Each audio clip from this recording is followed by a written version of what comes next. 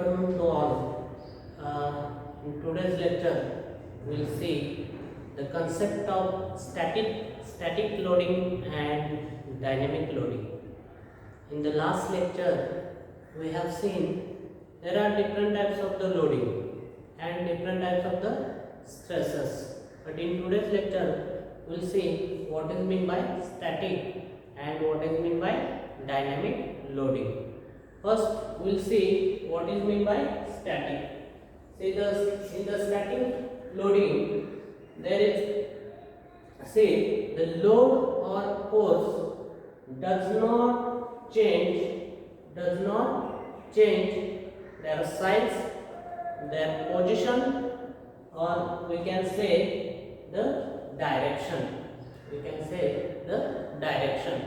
It is called as a static loading. Okay. First, remember that they are not changing its size, they are not changing its direction, or we can say the direction, or we can say the position. Okay. It is called as a static loading. Okay, all of you getting? Or another way we can define the static loading does not change its magnitude. Remember that its magnitude. Then we can say it does not change its direction of loading, or we can say third is a point of application of loading. Okay, remember that 3 points in the static loading. They are not changing its magnitude, okay, then direction of loading and point of application. They do not change with respect to time. With respect to what? Time. This is called as a static loading. I will explain with the help of one example. See, I have drawn here one cantilever member.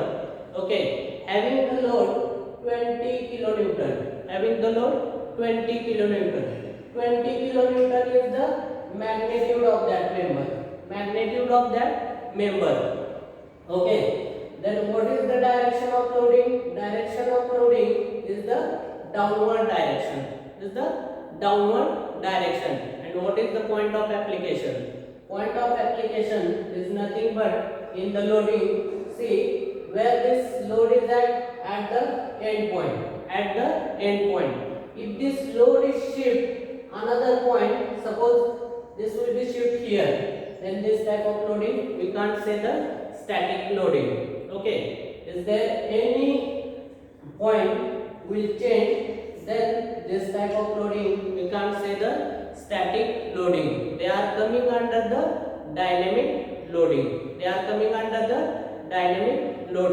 Okay, remember I have shown here one again cantilever beam, and there is a force P is act in the axial direction. There is no change in that component, means they are not changing the size of that component, applying the load P. Okay, they are not changing the magnitude, they are not changing the direction, or they are not changing the point of application of that loading. It is called as a static loading. Okay, there are maximum stresses are induced in the static loading as compared to the dynamic loading. How? We will see, because you will get the yield point and ultimate strength is maximum in that static loading. See, I have drawn here one graph, stress versus time, because we want to check with respect to time. Okay, this load is do not vary with respect to time. See, what is the value of sigma max is equal to sigma minimum. Okay, sigma max is equal to sigma minimum. If sigma max is at 20 kilonewton, then sigma minimum also 20 kilonewton. Remember that. Then we can write sigma max is equal to sigma minimum. Or another way, see what is the value of sigma mean. If you have taken the mean of that, then sigma mean is equal to, how to calculate the mean? You know that the maximum value of the stress induced in the given material plus minimum value of the stress induced in the given material divided by 2. Okay, but here sigma max is equal to sigma minimum. Sigma max is equal to sigma minimum. Then you will get here sigma min is equal to sigma max. Sigma minimum is equal to sigma max. What about the variable load? In the static loading, there is a variable load is always 0. Variable load is always 0. How to calculate that variable load? See, I will write this variable load is denoted by the sigma v. Sigma v. Then how to calculate sigma v is equal to sigma max minus sigma minimum divided by 2 again. See, we'll get that variable load is a 0. Variable load is a 0. Sigma max is equal to sigma minimum is equal to, you will get the sigma v is equal to 0. Sigma v is equal to 0. All of you getting the static loading? What is the static loading? You have to remember these 3 points. There is no change in magnitude, no change in direction of the loading, and no change in the point of application of the loading. Remember that. Then we will going on the dynamic loading. Before going on that dynamic loading, see, I will give the one example. See, I have taken that wire. Okay, when you applying the load on that wire, see, this will not break. Okay, I have applied maximum load on that wire, but they are not break. But see, I will apply this type of load. Okay, down and up, then see what happen. If I am applying the down and up load, then this will be break.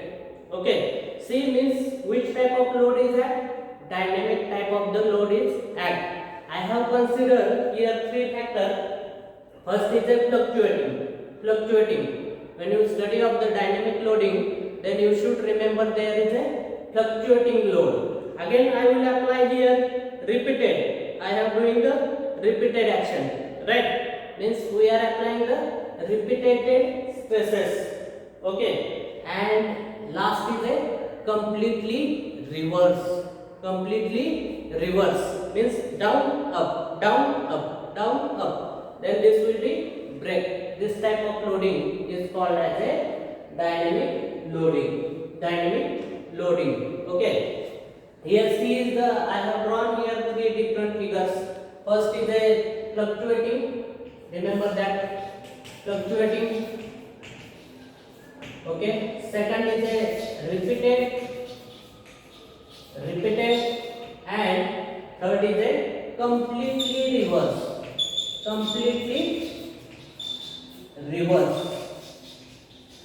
Okay, we can say this change in the dynamic loading, the load change in either size, position or direction. It is called as a dynamic loading. Or we can say the change in fluctuation, change in repeated, and change in completely reverse. Okay, we'll see one by one. What is the fluctuating? Again, what is the repeated and what is the completely reverse? Okay, I will give the one example. See, what is the example of the fluctuating? We'll take the example of the IC engine wall. Or we can say another example is a spring. All of you know the spring, right? Another example is a spring or IC engine wall.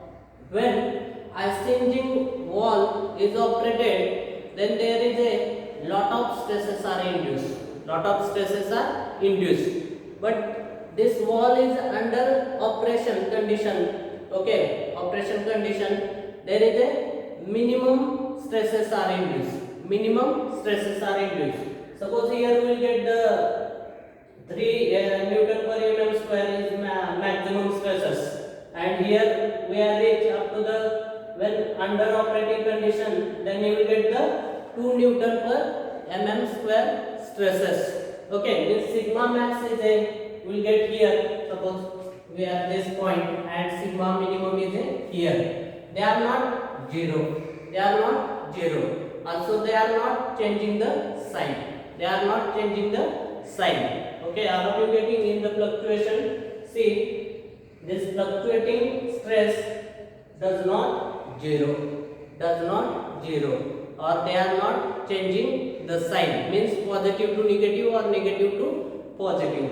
In the fluctuation, remember that this sigma max and sigma minimum value, you will get the always some value for the minimum. Okay, point 1 is there or point 2 is there above 0. Okay, then what is the repeated? See again, we will see the example of the repeated. Okay, I will give the example of the repeated. See, we will consider the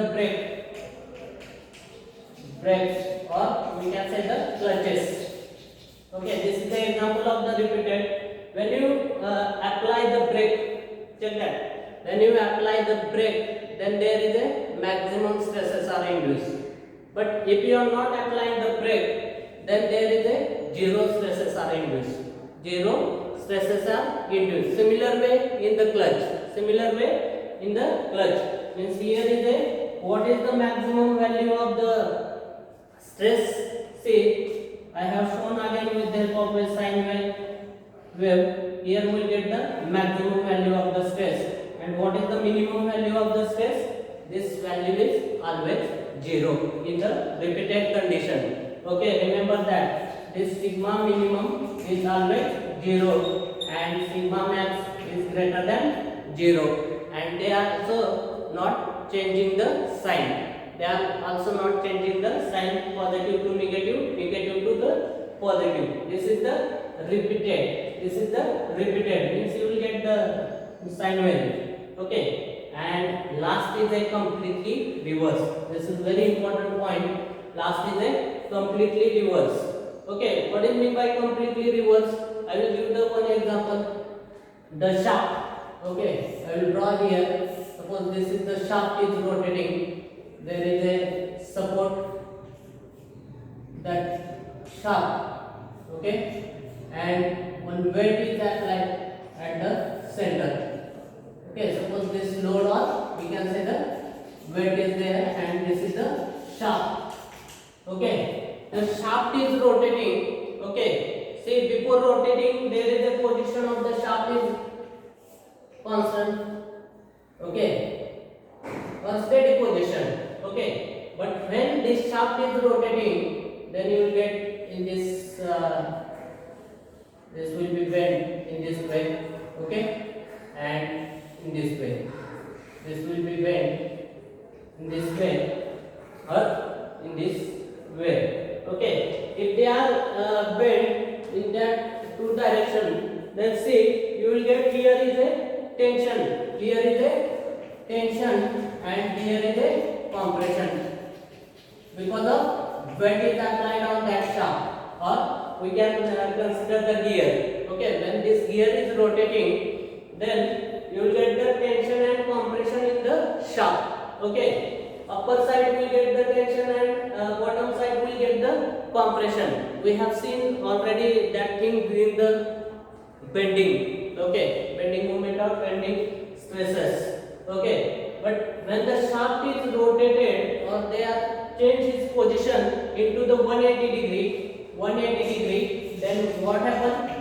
In 180 degree, this will be changed. You will get here is a above side, you will get the compression, and below side you will get the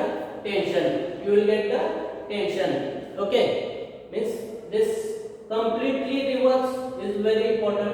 Remember that, because there is a compression and tension will be changed. Compression and tension will be changed. See, I have drawn here one graph, stress versus time. Again, I have drawn the sine wave. Okay, see that sine wave. There is a, you will get the minimum and maximum stress, but there is a, this will be sign change. This will be sign change. Positive to negative, negative to positive, because they are rotated, and that is called completely reverse. Completely reverse. And sometimes you will get the compression is above and at the bottom tension, or sometimes you will get the tension is a top and at the bottom you will get the compression. You will get the compression. If you have find out that sigma mean, then we will check that what is the sigma mean. Suppose here sigma mean is equal to what? Sigma max plus sigma minimum divided by again 2. Sigma max plus sigma minimum divided by 2. In that condition, say that magnitude is same. Magnitude is same in that third condition. What is the sigma max? Suppose 20 Newton per mm square. Then also sigma minimum is, you will get the minus 20 Newton per mm square. Only the sign will be changed. Sign will be changed. Then which value will you get? Suppose here sigma max minus sigma minimum divided by 2 means you will get the 0. Okay. In that, see, as compared to the static loading, here in the sigma max, okay, mean is equal to, will get the relation sigma max, but in the dynamic loading we are getting sigma mean is equal to 0 stress. Completely reverse. Okay. Then see the what is the variable load? Variable stress induced in that given completely reverse. Sigma b is equal to sigma max minus sigma minimum divided by 2. Sigma max minus divided by sigma minimum divided by 2. Again, see, sigma max is equal to, only the sign will be changed in the minimum. Then we can write here also we will get the sigma max. Because of sigma max minus sigma max, you will get the plus. Minus you will get the plus. Then there how much stress is induced? Sigma max stress. In static, if you have seen, the variable stress is induced is a 0. There is no variable stress. But here, if you have seen, there is a variable stress is maximum. Because of that repetitive action in the wire, this wire will be break, and we require the very low stress.